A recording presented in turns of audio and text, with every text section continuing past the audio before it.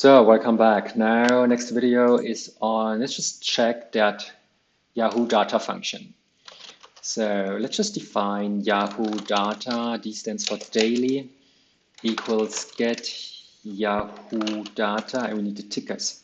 And what did we call the tickers? Tickers ES50, right? So we just copy paste that here. Wonderful exercise. It takes a little bit.